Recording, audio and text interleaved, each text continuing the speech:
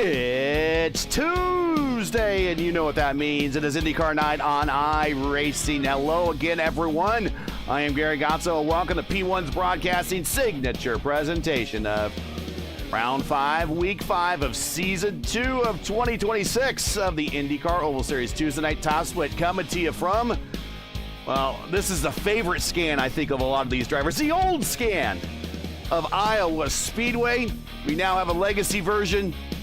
And welcome to Corn Country. Good to have everyone here. Joining me as always in the booth is Luis Gonzalez Nunez. And Luis, I guess the big news that you wanted to point out as we started this week is the huge, massive lead that Robert Malechka now has in the point standings after last week's week at Las Vegas.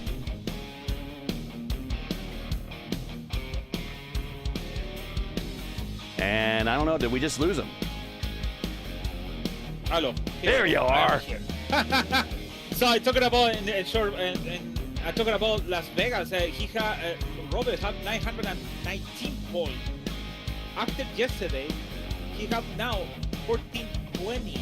So it means he gained 500 points in 2 weeks. Basically, in 2 races, he gained 500 points, and it's really, really big advantage.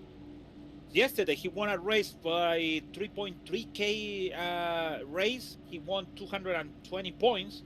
And today, with this straight field of 53.78, it's going to be over that. It's going to be maybe another 100 or maybe 50 or 60 points in the championship. 271 different between Indy and Robert. So it's really huge for the week 5, sorry. Yeah, I mean this is a big lead, and we are about to the halfway point next week, and I want to say, well, we don't normally call championships this early, but man, Robert is looking pretty good right now to get another fixed series or open series, or not open series, a fixed or oval series championship in the whole championship lineage. But let's get into, there's the points right now. We'll get into tonight's starting lineup. We see Malechka with a 271-point lead over Indy, then Adam Blocker, Klimek, Casey Povolonis, Glendy, Campbell, Taylor, Oster, and Ty Quilla. And your tonight's starting lineup. And surprise, surprise, starting from the pole with a speed of 177.6 miles per hour, by far the fastest car on the grid, Robert Malechka. Next to him, teammate Jason Brophy. Then we got Taylor and Kirkenbauer on row 2. Campbell and Brashear on row 3. Glendy and Pizarro row 4. Klimek, who won here last time in a caution-free race, back on row 5 with Casey Povolonis. Remember, we got 2 laps before we go green here at Iowa. Pizarro and Castro, Gilson and Estrada, Wetz and Edwards, and Neon and Ty Quilla. A pretty small field, 18 cars, but a massive strength of field number, a 53.77. So Robert is like in the wrestling part, when you're, for example, the guys is running for a couple of weeks and coming this guy like let's say Hulk Hogan, or maybe Ultimate Warrior, or maybe even Diesel, or maybe Triple H, and said, I am here, or even John Cena, and won the championship by only 1 match after disappeared for 6 or 7 months. So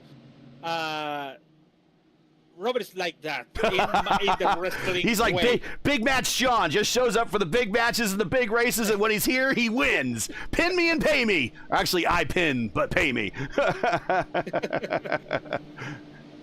There we go, getting ready to go racing here at Iowa. It's going to be a quick one, folks. Don't blink. At 17 seconds a lap or less. This is a 0.85 mile oval. We are doing only 100 laps, 85 miles tonight. Getting ready to go green for what will be a very big sprint race. And folks, we see a lot of caution. Might somebody try to do a no-stopper? It's possible. We'll see. Green flag is out here in Iowa. It's Malechka, Brophy, Indy, Taylor, and Freebird Caleb Brashear in top 5. Oh, look at Glendy on turn 1, gaining 1. He loses 1 again. Andy went to the wall a little bit, almost in turn 2.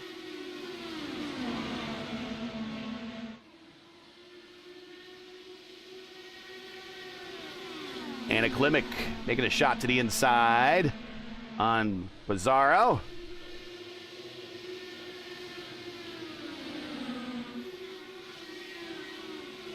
Look at that. My God. 176.9. Robert Maleska fastest lap.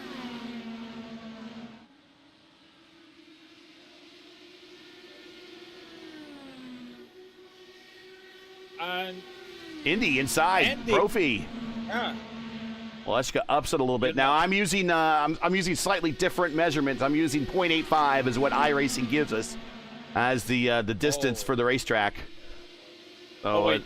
a little bit slower, but still speeds are up there. I mean, we're at the 170 plus, and we're doing 17 seconds a lap, less than 18 seconds a lap. Oh, I thought it was a 0.88. That's why I wrote that. Say iRacing here, so but it's okay. It's going fast, actually, Robert. So. It's regardless, he's setting the purple lap. That's right.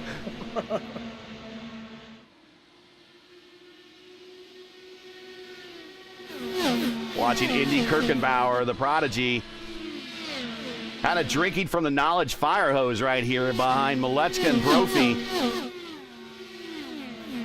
Picking up a ton of knowledge, and he's right on the 6 of Brophy.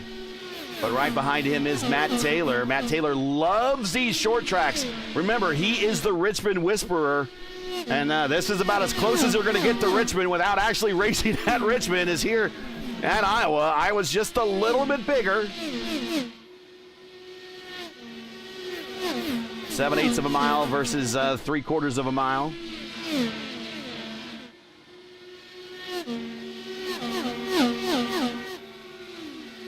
Kirkenbauer taking a shot to the inside. All the while, Robert Maleska, Lewis, he is starting to pull away. He's got himself almost a 1 second lead already, and we're a tenth of a way through this thing already. Yeah, he's doing 10 faster than now is equaling than the Profin 18.2 both together, but the group of the Indy is 0.3. Well, Matt Taylor is 0.1, so it's getting fast, Taylor, even with the draft on the Indy. But yeah, it's a to pull away, and it's going to be a time Taylor needs to make the pass on Indy to getting closer on the Jason Brophy, because he's fast than Indy for sure, almost the same, but Jason.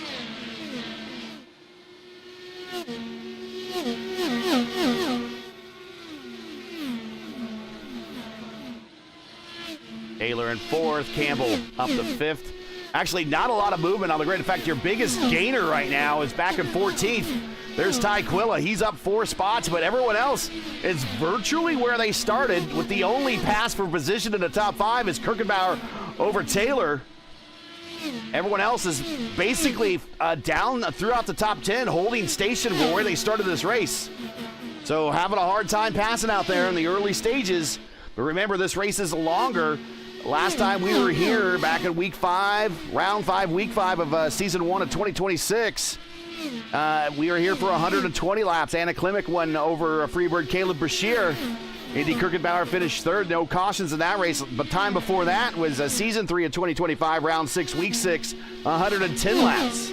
The last time we did 100 laps here was back in season 1 of 2025. We did 100 laps. 100 laps for that race, I believe, on this scan. And Robert Maleska did win that race. I think it was Pablo over there. Pablo was in the pole position. And then yeah, that's right. Something happened and he lost. Yeah, Robert Maleska was over Seb Alexander by 0.3 of a second. The PDF finished 3rd in that race. About Pablo 0.7 of a second back. Yeah, I remember Pablo was for far in the front. I thought he was gonna win, and then comes the yellow flag, and everything wrong for him. That's unfortunate. And there was 4 cautions for 16 laps in that race. 4 cautions in 16 laps in the season 3 of 2025 event. But actually 2 of the last 3 races we've had here at Iowa, whether it be the new scan or the old scan, have been caution-free. So get ready for a quick one tonight if we do not see a caution. Watching Pizarro and Clindy.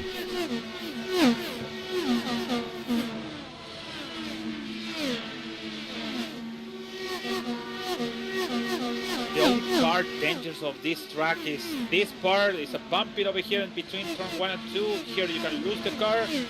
This is the part where everyone like to make the pass. Also, it's difficult because Andy used the whole low line, and you can go to the wall over there and lose the control. And the other part is difficult. It's not the entry of the pit road; it's the exit. It's like you exit on the pavement and then you go to the ice. Yeah. And the car is go to the wall, and that's really, really difficult to. You lose time. You can lose maybe 2 seconds. You can gain because you enter very good, but you can lose all of them because the exit. Because the lap times are so quick here, everyone's got plenty of hybrid power just about. Just depend on how and where you want to use it. But we're already now 2/10 of the way through. Quarter of the way through this race already. 2/10. My math teacher would hate me. Quarter of the way through this race already. 5th of the race. Boletzka, Brophy, Kirkenbauer, Taylor, and Campbell.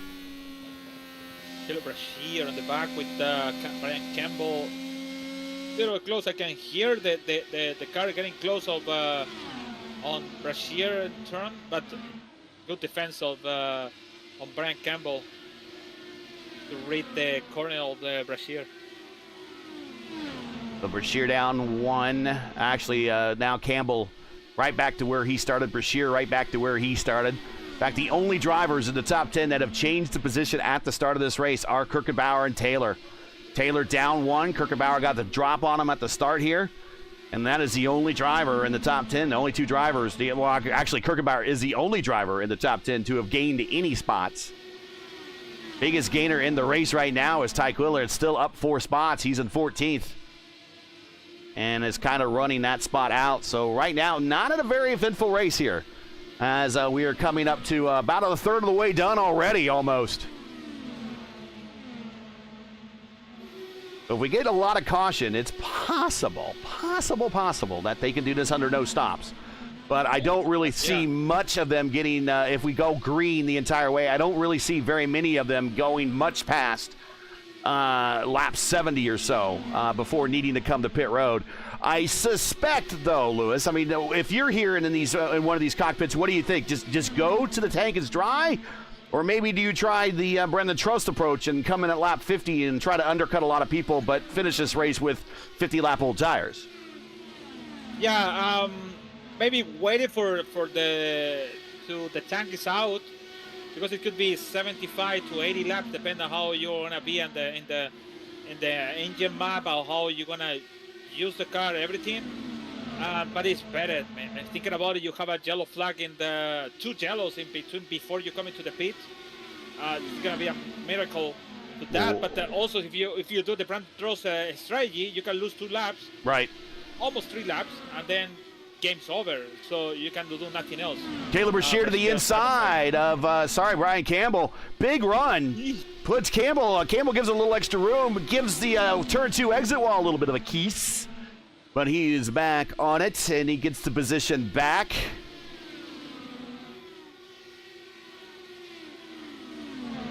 I noticed before, Caleb really ran him down on the high side, got a big run down the front stretch, was able to get right up to the back of him, pull down, but is at that point in the run. Here we go again.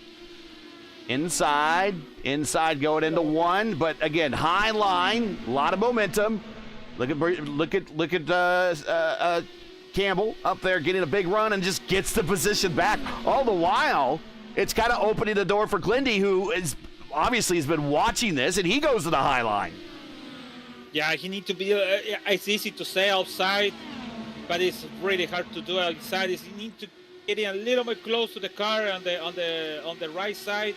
Take the second line and leave the car on the for the outside. Don't turn in. Not turning very well. So like still have the point, and he made the pass, but he have a return now on the Brian. Yeah, receipts being issued right now in turns 3 and 4. Brashear on using that high side. Oh, way up in the gray, but he gets the position. And move Caleb now up to P5, and he will join his teammate, Matt Taylor. So 2 I5G drivers versus 2 private label Team Hype Power Slide drivers. And a Votive Racing driver in the middle there is the meat in that a lot of bread sandwich there. Then we got 2 Rogue Racing drivers in the form of Campbell and Clindy. An independent in Pizarro and Anna Klimek. Taylor Mills Racing. AC Povolonas with Votive Racing. Then we got Andre Castro Fazaro. I'm not sure if Fazaro is in a car that he's intended to be in, or it just hasn't painted in for me. It's an all-white car with a green cross stripe down the middle. Is that what you have, Lewis, or is he drawing in a different? He's in the Marlboro car. Okay. Yes. Well, let's do him a favor. Let's go ahead and let's redraw the. Let's do let's get that off there. Yeah, let's get the natural overlay off, and then let's do a reload of the graphics and see if maybe. It said Furious on the front on the wing, and something else on the back, but I don't know what he said on the back.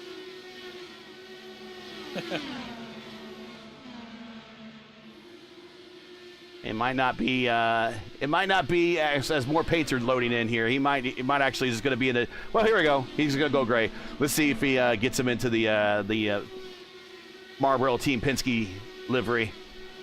As in front of him is Andre Castro in the Will Power livery. Of course, the all-time winner here is a Penske car. There we go. As the Penske livery Marlboro Team Penske livery kind of draws in. The all-time winner here, as Castro getting to Povolonas. The king of corn is Joseph Newgarden with 6 wins. Then we got Ryan Hunter-Ray with 3. And then Dario Franchitti, James Hinchcliffe, Pato Award each with 2. And then when we did race here in the NTT IndyCar Series a season ago, we are not racing here anymore, and that is a shame. And I hope we do return at some point. We could really use this oval back on the schedule. Alex Palou and Pato Award won both races of the doubleheader back in 2025. Track record is held by Scott McLaughlin at the speed of 188.2 set in 2024. IndyCar has raced here 23 times over the course of its history. Back up front, Robert Milecka leads by 1.6 seconds, 44 laps into this race. Almost already halfway through. We are only 30 minutes into this session, folks. Almost. Yeah, 13 minutes in the race.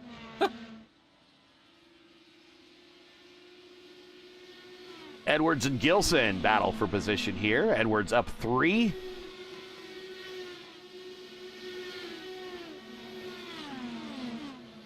Antonio Estrada side by side with Crash Neon. Got a group in the back, maybe trying to pace this thing out to make this run last as long as possible. Just dial it back on map 5, just stay on the lead lap, right? Right? It is, yeah. Well, Robert's about 5 seconds away from lapping the first of the 18 cars here on this grid.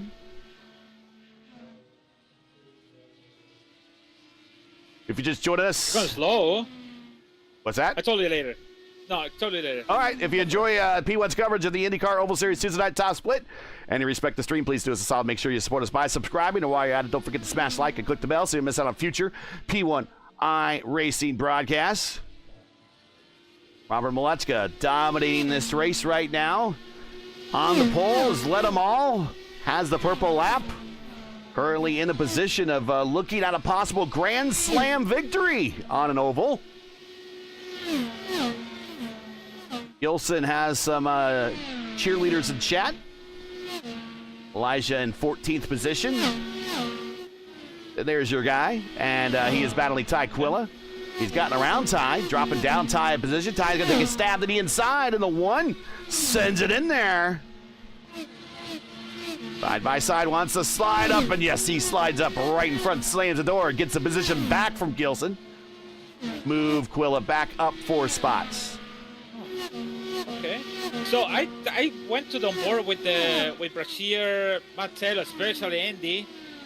Andy go for everything. You see the lights of his wheel is blinking and right now actually. But if you go to on board with the Jason, they're only going to almost the last line and light. Sorry, on his wheel. This is a red one. And even Maleska is going super slow too. So I think these two guys going to save fuel to have a little more long in the, like you're talking about, if you're going to stay long in the track. Clendy and Gibson in pits now actually. And yeah, that could be the good strategy. Gilson pit road. And Clendy pit road. There you see last lap speeds. 166 for Malechka, 165 for Brophy, 164 for Kirkenbauer, 165 for Taylor, 165 for Brashear. So the I5G guys on the roughly same pace, and the leaders roughly on the same pace either as well. Clendy down and away.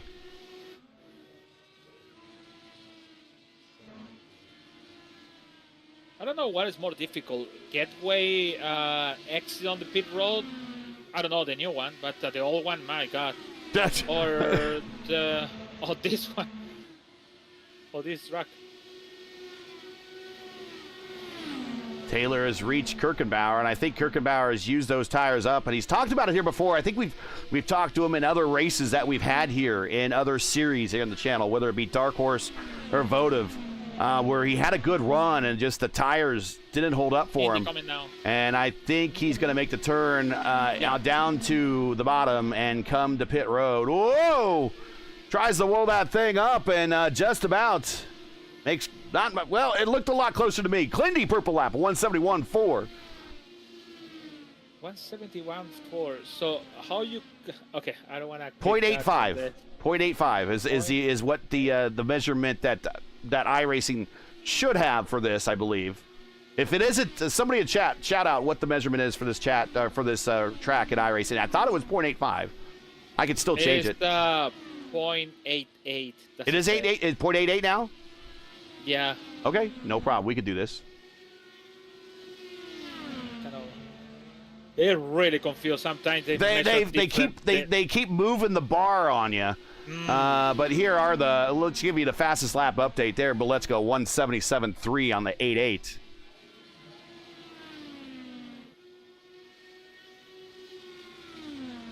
But again, last lap times for a lot of these, they're still in the 170 range.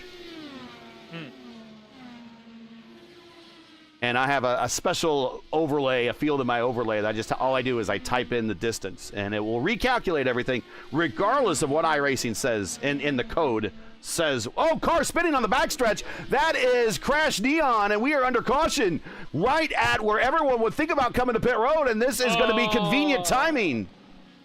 Contact with Ty Quilla in turn 2. Even Chris Wetz was involved, but forgiven by iRacing. Take a look and see what happened.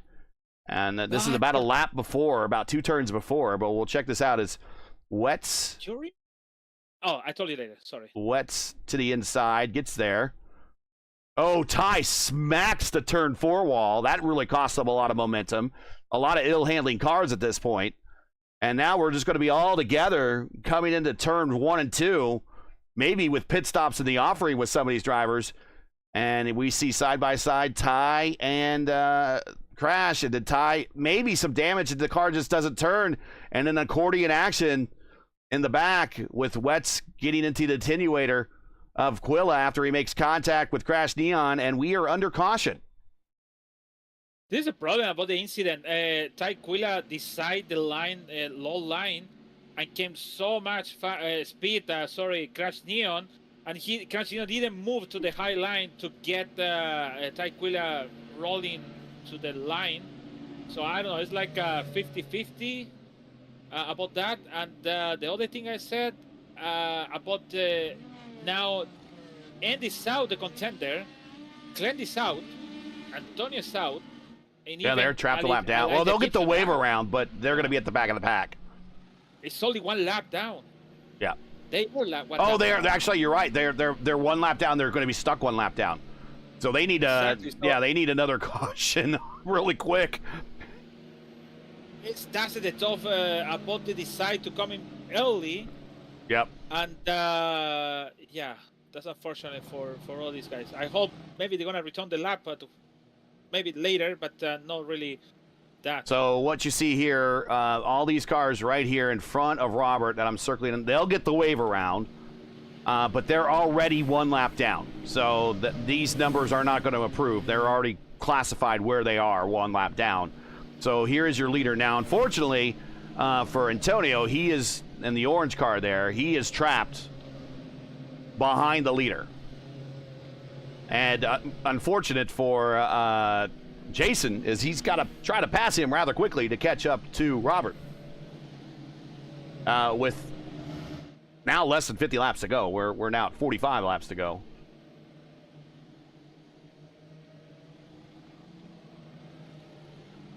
Or 30. God, Gary, math is hard to pay. 35 to go. 30, yes. Yes. Math is hard today. Math is hard today. I got to say, though, this race, if it's not holding your interest, I don't blame you. I mean, for Roberts, for everything that Robert's done up front, I mean, he has made this race extraordinarily boring. I mean, he's taken off, he's left the leaders, and and with the way that this new tire model is, and I think someone mentioned it in chat here, the tire model on this car just doesn't make this track and car combo very exciting right now. It's single file. Some people like this track, some people don't. I mean, some people do, some people don't. Right now, it's not very entertaining, to me at least. But it's very entertaining to Robert, because Robert's leading, and he's led them all at this point. And with that caution, with everyone coming to pit road, he still holds the possibility of getting the Grand Slam on an oval, which is extraordinarily rare. Yeah, thinking about it, a long time ago with the IR05, how excited that races are, or was before. And now it's about the tires, so really difficult. I know it's going to be complaining about that, but it is what it is. I think it's going to be good for Robert for the points for sure. Remember how we started this season. Robert won the first three. Then last week, Adam Blocker won at Vegas. So Robert looking to get back a winning streak. As I mentioned, even in the outro at Vegas. I mean, streaks are meant to be ended, but streaks are also meant to be restarted. So we'll see. Robert already well on his way. Pizarro looks like he has done a DC. He has dropped out. So Pizarro is now falling through the field with the DC. Malechka, he strengthens his purple lap with a 179.6. Anyways, I was saying before the caution, I have an overlay, which now internally on iRacing, there's a scan distance that every track has. And Indianapolis, even though it's at 2.5 miles, the measurement is slightly different inside of iRacing itself as Malechka goes purple again with a 180.5. And so there was a known bug that was inside of ATVO for a while, and I think it might be fixed, but actually I have in my overlay a field that I can type in, and the guy that wrote the script for it, this guy right here, Antonio Estrada, I want to thank him.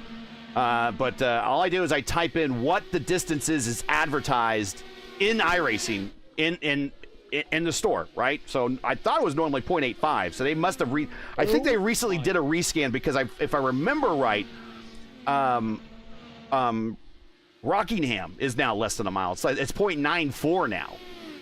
And I asked someone, when did that happen? And it's like, oh, that's a recent iRacing remeasurement type of thing. So I didn't notice that Iowa got it too. So I will have to keep better track of that. But it used to be 0.85, so now it's 0.88. So it actually made Iowa bigger, made Rockingham shorter. Here's Cannon Klimek battling the deer versus the Freebird.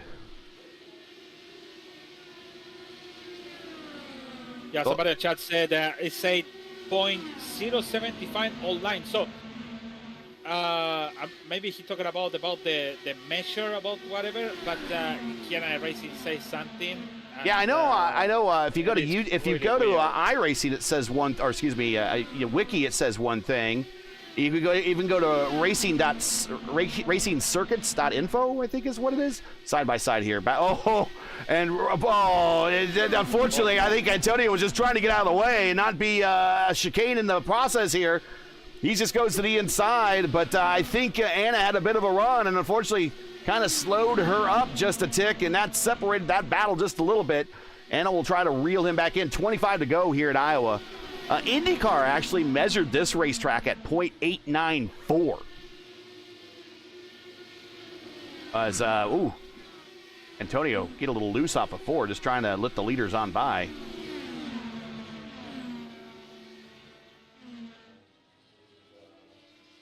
Yeah, the track, if you go to the inside the info, and the info inside the track, you put info, you can see weather car, and you see the track. Yeah. They tell you the temperature, everything. They told you the pit toll, yeah, everything. And they said miles, 8.88 miles. So okay. It depends, and I have to look it up now before I start getting into sessions. Start a database of it, but if you go to racingcircuits.info, you'll find track measurements there, and also if you go to racing-reference.info, they'll tell you what the sanctioning body that raced there measured the racetrack at when they raced here. This is the question: what kind of measure you like? The iRacing set or the real measure on the real world? I just want uniform distance that everyone can. Because Indianapolis is 2.5 miles. I want Indianapolis to be 2.5 miles. I don't want whatever iRacing measures that. I want Indianapolis at 2.5 miles. I've always known this place at .87. I think I have 875. I don't think I can go to 3 decimal spots. But this is 875. But now that they remeasured them and everything, and that's fine. We just need to know what those are. That's all. Sure. Oh, the only racetrack I don't like measurement of is Talladega. I don't understand that 2.66. They just wanted to be the biggest and baddest. That's all. But it's Fontana. When the world closed course speed record was set at Fontana, CART didn't measure the racetrack for that year at 2 miles. They measured it a little bit bigger than 2 miles. It's like 2.029. Yeah. It could be more fast than the track of the Ferrari. Yes. Yeah. So because the track was bigger in measurement and the time was still the same, the speed's faster. So if I actually did the math, I'll have to go back and look at it. With 16 to go, this just tell you how exciting of a race this is going on here at Iowa. There is nothing going on right now. People are in single file, not being able to pass right now. But if you go look at when Gugelmin did a 240 lap in '97, and then go look at when Gilles de Ferran did the 240 plus lap. As Fazaro is underneath Campbell here to try to get a position. And what he did in 2000, they measured Fontana was 2 miles for Gugelmin's lap. And it was 2.029, I think, for the Ferran's lap. But if you do the math, to do the reverse math, you will see an incredible lap speed of almost 245 miles an hour for Gugelmin if Gugelmin was on the same measurement that the Ferran did. It's wild how much a quarter of a quarter mile you add that to the racetrack, and that's that's how much it increases the speed. It's because the time stays the same. It's just the measurement they do the math at. They calculate the speed. Anyways, 12 to go. Sorry, folks. There's not much go. We should run Talladega every week. We do run Talladega once a year, roughly, here. It has been a while. You probably see it in season 4. It'll be Daytona, Talladega, iRacing Superspeedway, typically run in season 3 and 4 on the oval schedule. And we have what we call meme races. We do a doubleheader. And they're on the channel if you want to watch IndyCars at Talladega. They're on the channel. IndyCars at Daytona. They're on the channel. IndyCars at iRacing Superspeedway. Why? They're on the channel. Anyways. Well, the race we have, the doubleheader on December, the main race when I was with Mark Murphy that day.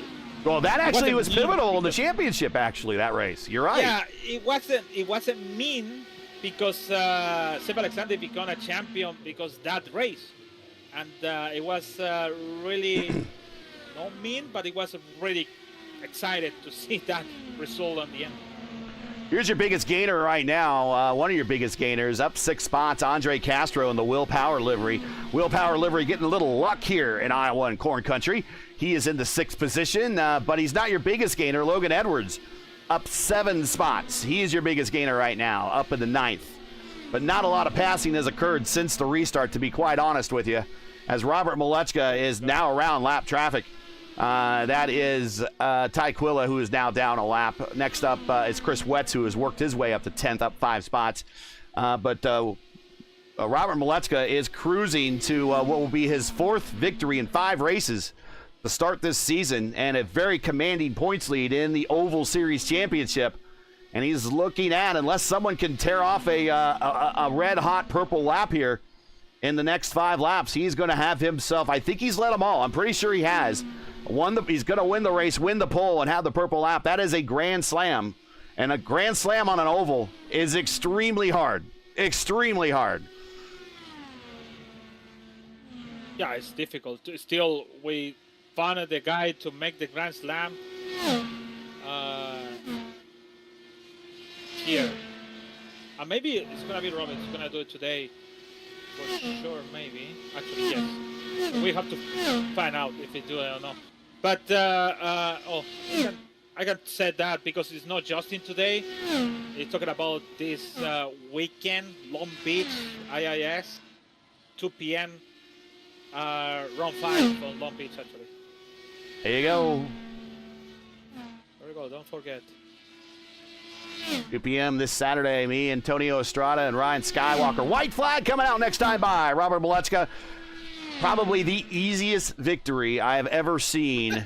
This race was more boring than the 2000 Indy 500. Let me tell you, and I talk about that race as being the most boring race I've ever been to. Indy 500 I've been to.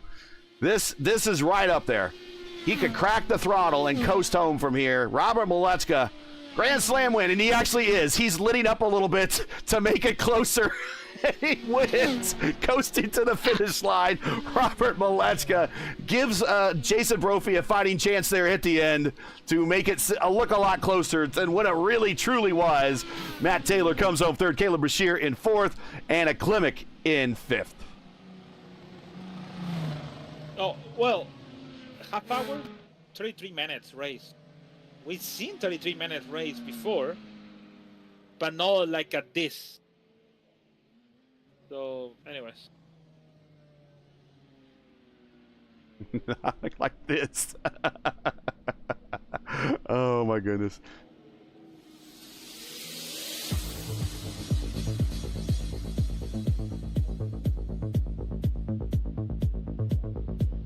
He's just going to put it on the start-finish line and just stare at the fans. Robert Malechka with the win. 0.3 of a second over Jason Brophy. Brophy backs into the picture there. Matt Taylor comes home in 3rd. Caleb Brashear, Freebird in P4. So the good day for the I5G. Good day for the power side guys. Good day for the power teams, really. 1, 2, 3, 4. Anna Klimek, Taylor Mills in racing in P5. Andre Castro, independent, P6. Rogue Racing and Brian Campbell, P7. Pizarro, P8. Logan Edwards, P9. Hey, another good day for a I5G driver. It's like 3 I5G drivers in the top 10. Chris Wetz, as far as I know, he's an independent driver. He's in 10th.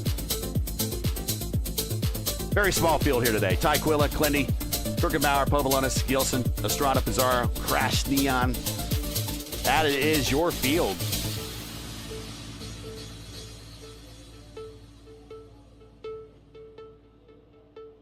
Yeah, Boy, that's it. That's it. Yeah, good night, everybody.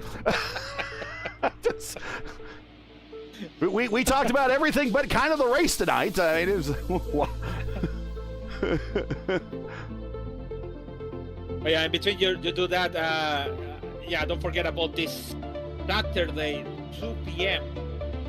The IndyCar iRacing Series from Long Beach Round 5. So after St. Petersburg, Kelly Barrell is the leader of the championship, Alan Bretrol second, and Christian Hildgaard on third. So really interesting, especially on Saturdays, because we see the attendance of the people. Saturdays is the big SOF. Yeah, big the IIS. Yes, been getting some great strength of field. So I thank everybody for showing up for that.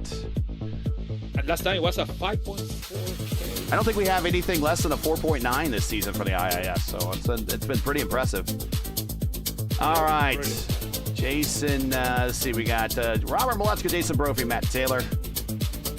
Matt Taylor, this is one of Matt Taylor's favorite tracks. He loves these style of tracks. We'll listen to him here, see what he says, get his input on just how boring of a race this was.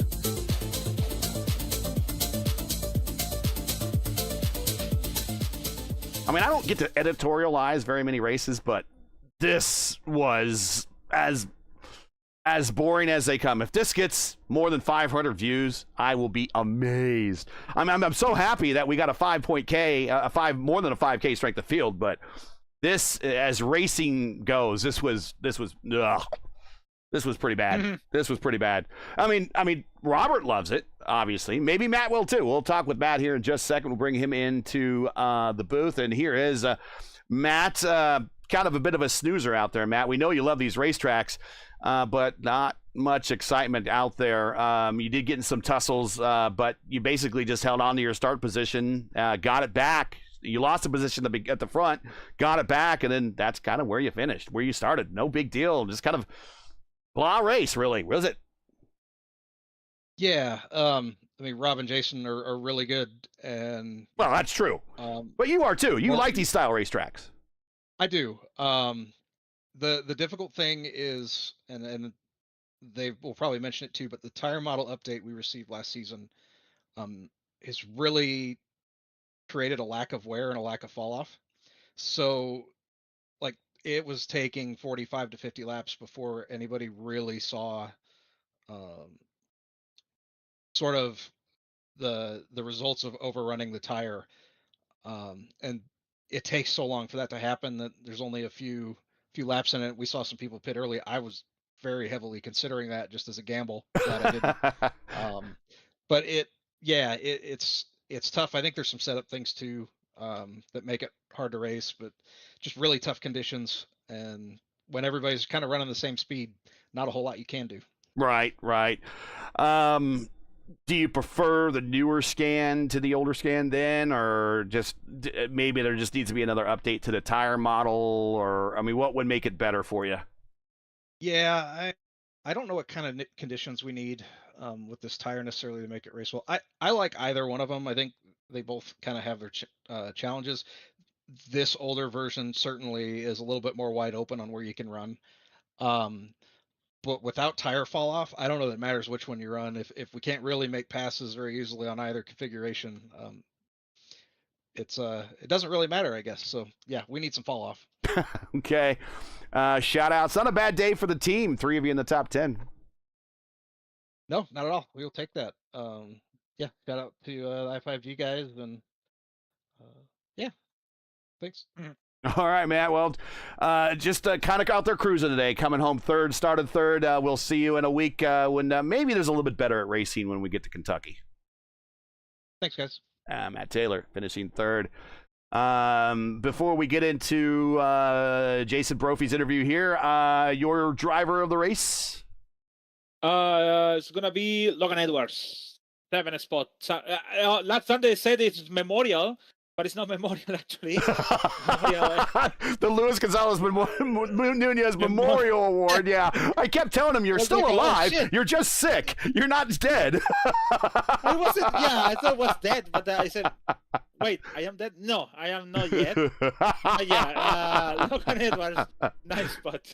There you go. 7th spot, 7 spots improved. All right, let's bring in Jason Brophy. And joining us in the booth, Jason Brophy. Again, same thing. Just not a very exciting race out there. You guys are really good. Everyone's on their game. It's a 5K strength of field. Everyone's on it. Just not a lot of passing, not a lot of action. Just kind of hold on to your position and ripping off those 100 laps really quick.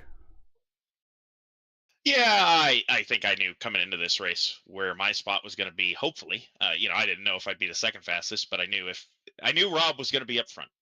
And so once he was on pole, I kind of knew there was no real shot. Like all I would do is wreck myself if I tried to chase after him.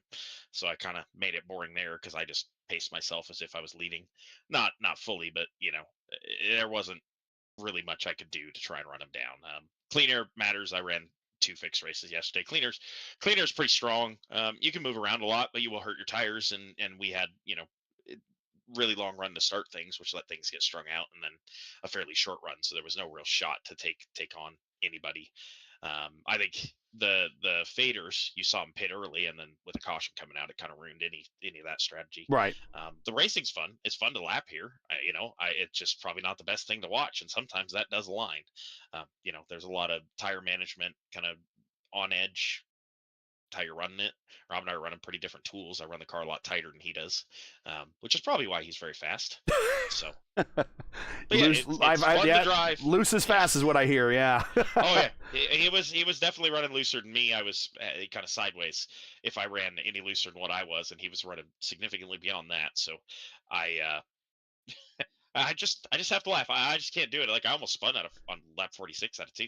I got sideways, and that was just kind of just a difference in the way we drive. So it's a lot of fun to drive. Just probably not the best to watch here, especially with someone so dominant up front. And that happens sometimes, right? You come to this track, Rob is king, especially this version. Like Rob is just dialed here. The legacy doesn't seem to change anything. This track, he's just gone. Yeah. There was a time I felt, it was me, but it turns out there were better people than me that came in, and Rob is certainly one of them. So glad I could hold up the P2 mantle. Not completely dead everywhere. I still know this track, so. Shout outs, friends, family, sponsors. Anyone you want to say hi to before we let you go? You guys, thanks for broadcasting this. I know you probably had to do some filler, but we did. A ton of fun to drive. We did. A ton of fun to drive. Just not the best show. Like a lot of strategy. Tommy Milner, Ty Stover for letting us have the opportunity to run for Team Hype. Buying us these paints. I love these paints. So Cosman does great work. So thank you to him for the paints. Let's see, my Power Slide teammates, Rob especially. He figured out what he likes for tools. We did a little bit of testing. I should have done more Q testing, but I wasn't going to beat his lap, so lucked out with that 2000s game. Outside that, there's probably other people. I bet in the community. I don't know. All right. Well, I would say go get some rest, but I don't know how tired you are actually after that. So enjoy the P2, and we'll see you at the next race, whatever that might be. Thank you, Kentucky. All right. Kentucky, next one. Kentucky, yeah, we are at Kentucky, which is the newer, not the legacy version, but the newer version, which has the different sized ends of the racetrack, which is always invites a different style of racing. Of course, that's where the vote of Indy Derby is held at. All right, let's bring it down to Robert Malechka on cruise control, dominant win, Grand Slam victory today, led them all, I think. Got the win, got the purple lap, got the pole. So that's the Grand Slam. Did you sleep at all during that race or anything? I mean, it was was almost like cruising at altitude on a flight. Just put it on autopilot. Yeah, basically, just ran at my delta, just trying to click off at like a 18.35 every lap. Just kind of managing the gap to Jason, and I know he was kind of managing the gap back to Indy and Matt. So, in those races where the leader can just go really slow, to be honest, and save your tire, because I think I had 10-15% more than everyone else, which is a bit unfair, but I guess that comes with clean air. So yeah, from my point of view, pretty straightforward race. Yeah, I think I did lead every lap, but yeah, I was also kind of hoping for green flag pit stops, because that was gonna be pretty fun. The pit entry here is quite tricky, so it would have been interesting to see who could get in and out the best. But we got that yellow, unfortunately. and so we made it even more straightforward from there. So yeah. You're winner of 3 of the last 6 we've been here, and the last of the last 4 on the Legacy 2011 scan. You've won 3 of the last 4 we've been here at. Man, is there any way to make this racing any better? I mean, it was a bit of a snooze fest. I mean, until that round of pit stops, if that caution didn't occur, I mean, everyone was kind of holding station, and that's kind of where everyone was slotted in, and it's probably where everyone was going to be projected to be at the end of this race.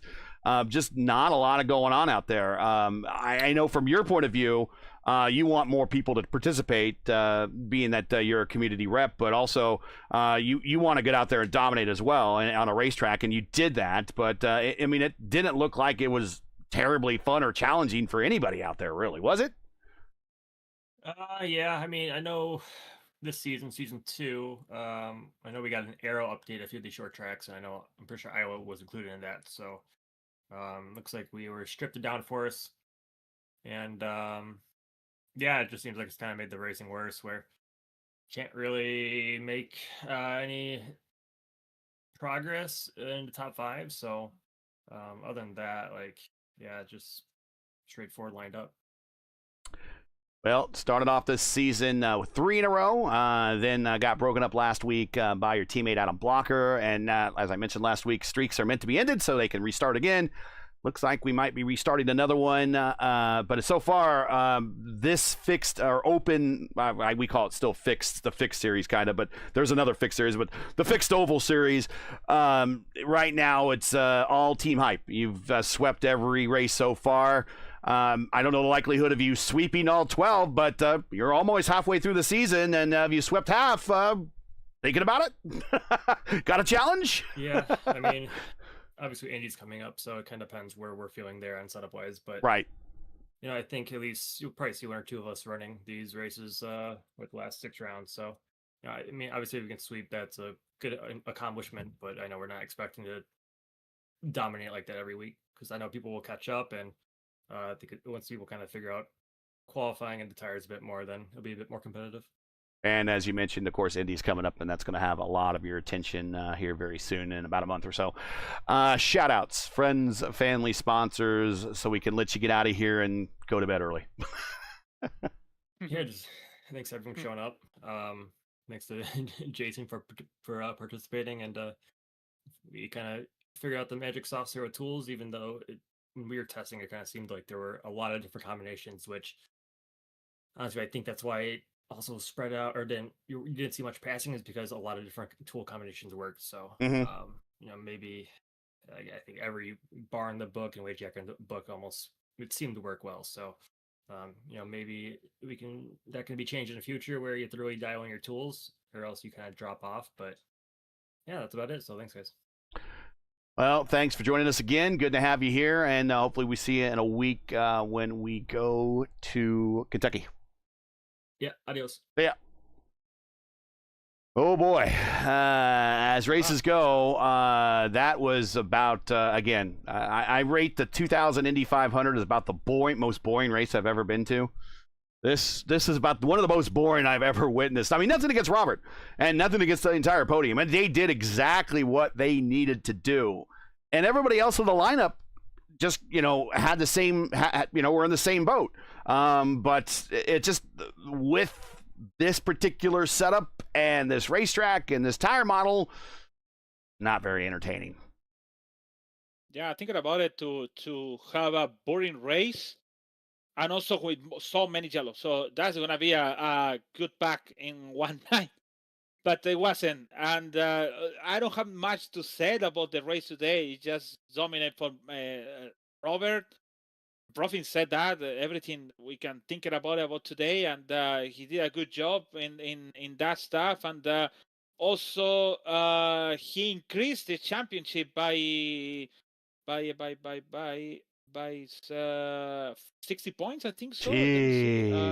Jeez. For 73 points more. Wow. So he is in between Indy and in between him and Andy. It's 344 points between each other.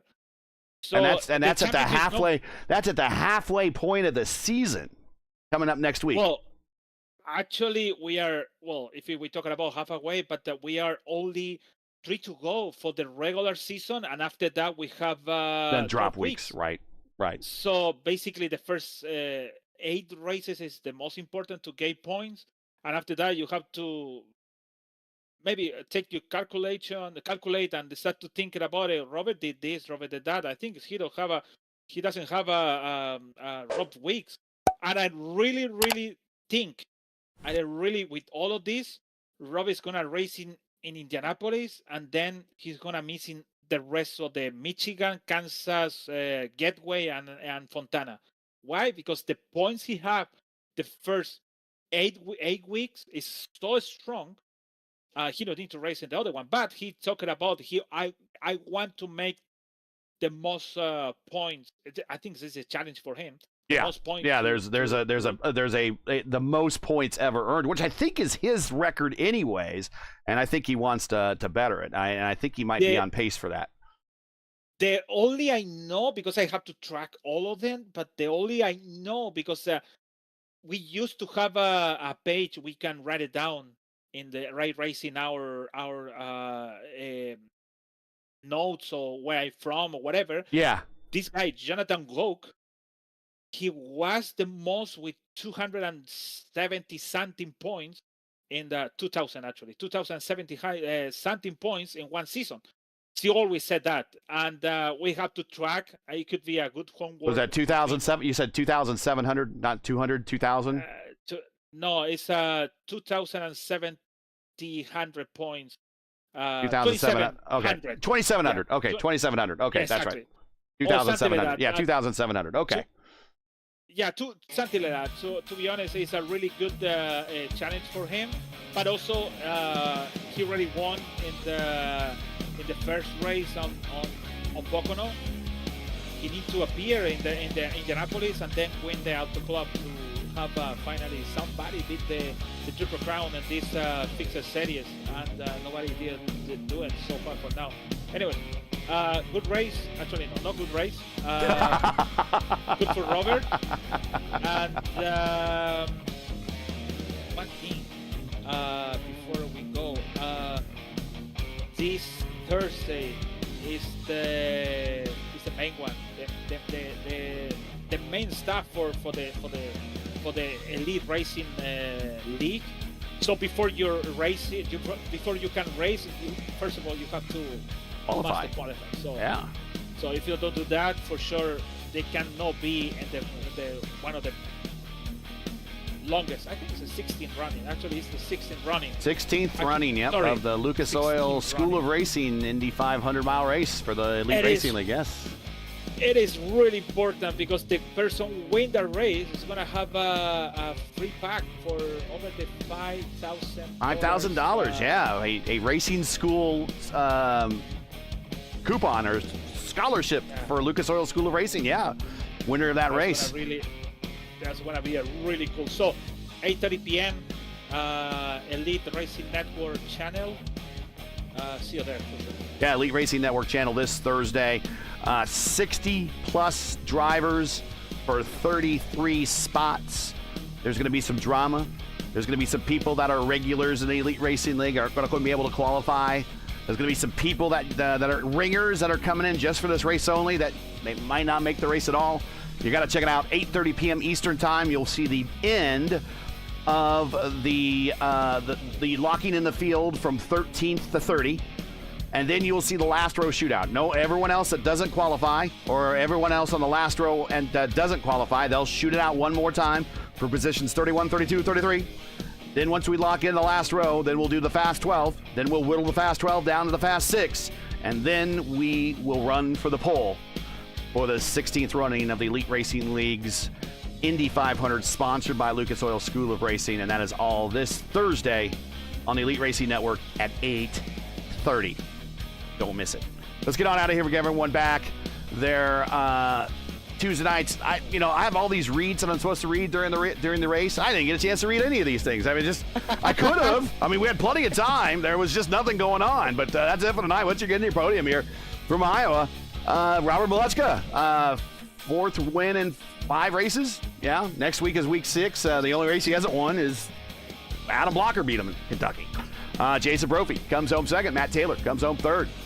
Join us again next week, round 6, week 6 of season 2 of 2026 of the iRacing IndyCar Oval Series Tuesday night top split. We go to Kentucky as we reach the midway point of the season. Coverage begins around 8:15 p.m. Eastern time. Again, it's 8:15 p.m. Eastern. Remember, as always, with the correct time in your area, you can find everything here at YouTube at youtube.com/@P1 Broadcasting. Hey, we love bringing these races to you. They're not easy, require time and money to produce. Well, today they're not easy. They require time and money to produce, and insanely boring. But anyways, if you feel sorry for us, and we hope you do, you share our passion for the sport of IndyCar and enjoyed our coverage of the IndyCar Oval Series Tuesday night top split, please take time to visit our GoFundMe page. Link is in the description. I don't think it's pinned in chat, but they will be pinned in chat in future broadcasts. We do realize times are tough, believe me. I just saw the price of gas and how much it is to still buy memory these days.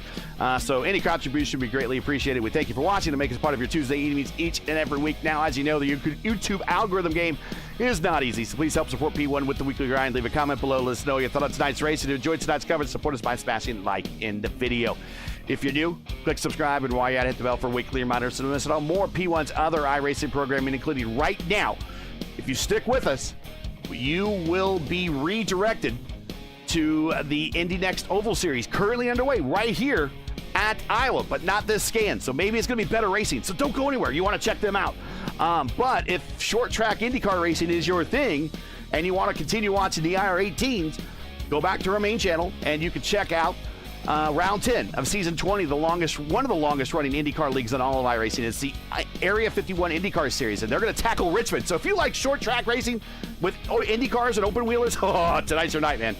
Iowa and Richmond all on the same night, right here on P1. Check them out. You'll be redirected to Indy Next. And if you want to check out Area 51, just go back to the main page, and you will see the other live icon for Area 51, and just click on that, and you will go to Area 51. Track cans for this race are provided by Whiplash Sim Cans. Get the most out of your iRacing experience with Whiplash. To learn more about Whiplash, like them on Facebook. You can follow them on X and Instagram. Links are in the description. For business inquiries, to learn more about P1 and what we do, like us on Facebook. You can follow us on X and Instagram. All of our social links are in Linktree.